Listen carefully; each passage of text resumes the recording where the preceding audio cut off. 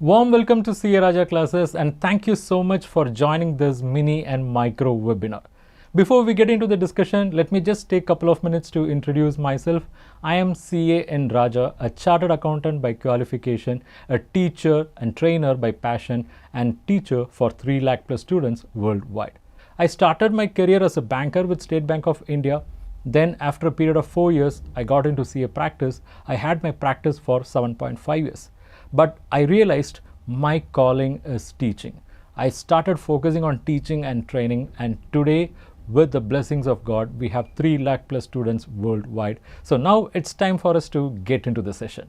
In this session, let us talk about break-even sales.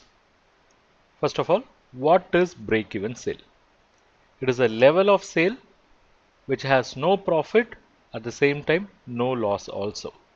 So it is a level of sale at which only cost is recovered. So earlier the break-even sale, it is better for the business. Now the question, why banks should analyze break-even sale? Why they should study or why they should carry out analysis of break-even sales? It's because if there is going to be delay, in achieving break-even sales, it could affect or it would affect interest and principal repayments, and this would eventually affect the bank's business. Okay, so banks should know when break-even point or break-even sales can be achieved by the borrower. If there is going to be a substantial delay, then it is going to affect the repayment. Similarly, out of the total sale, how much percentage of sales constitute break-even sales? That is another analysis which the bank should do. Okay, so let me put it here. Bank should know when break-even point or break-even sales is achieved. Break-even sales would ensure that interest on loans are recovered, because when we say break-even sale, cost is recovered. Cost includes interest also. So if the bank is convinced that this company is able to break even, then bank can be sure of the interest servicing. But the question is, how principals will be repaid? Principals got to be repaid from profits only.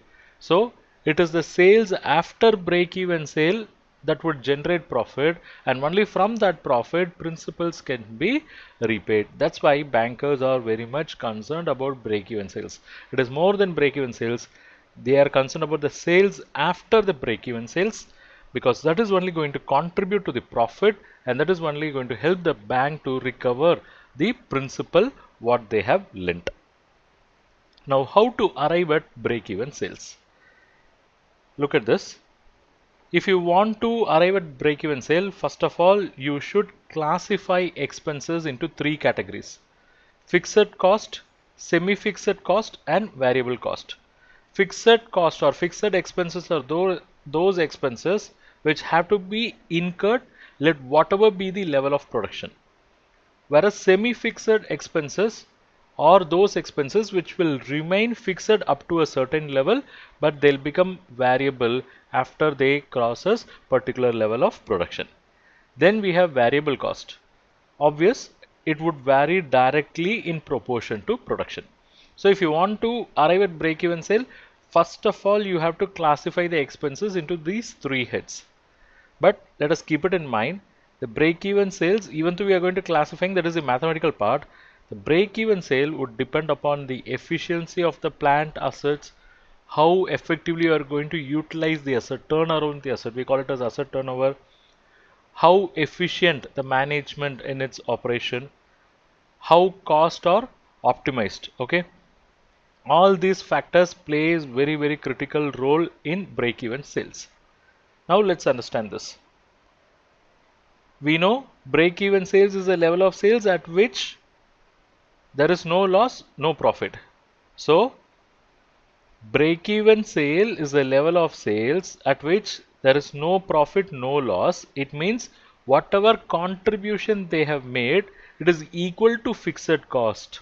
Okay, whatever contribution they have made. What is contribution? Sales minus variable cost is the contribution. That's basically like a gross profit.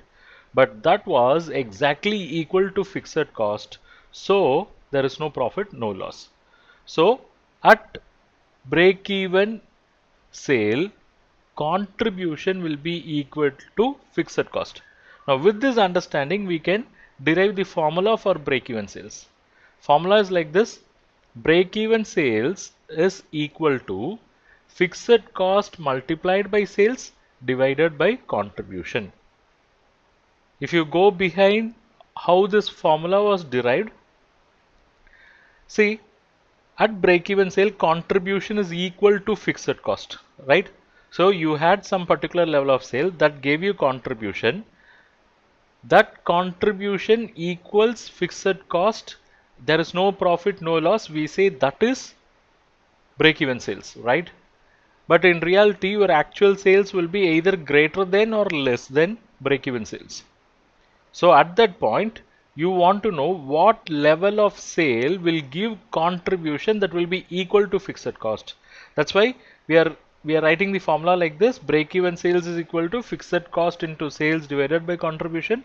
I'll be explaining how this formula was derived when we take up case studies. Okay, right. When this break-even sales details have to be furnished, obviously when you put up the term loan proposal, but the question is for which period, because you are talking about term loan project, right? Term loan and its related project. So for which year this break-even sales computation should be provided? Look at this. Break-even sales computation should be provided for first full year of production and the year in which capacity is utilized at the maximum. So break-even sales details should be provided for first full year of production and the year at which capacity is utilized at maximum. Okay, right. Now, what do we mean by satisfactory break-even level? See, this actually varies case to case. Okay, so only on case to case basis we can come to conclusion. But based on circumstances, in general, if break-even sales is lower, then it would result in higher profit, because break-even sales is the level of sales at which there is no loss or no profit. So any sales beyond break-even will give you profits. So if you achieve break-even sales at the earlier stages itself, then the sales generated beyond that will generate profit for you. Okay, now let's look at the sum of the bands. If your break-even sale is in the range of 50 to 60%, for example, let me give you a number. Let's say the total sales is 100 million, of which 50 million is a break-even sale. It means if you are achieving a turnover of 50 million, you will not make any profit, you will not suffer loss also. So the turnover beyond 50 million only going to give you profit. It means you have cost that have to be taken care by the sales of 50 million, right? So total turnover is 100 million.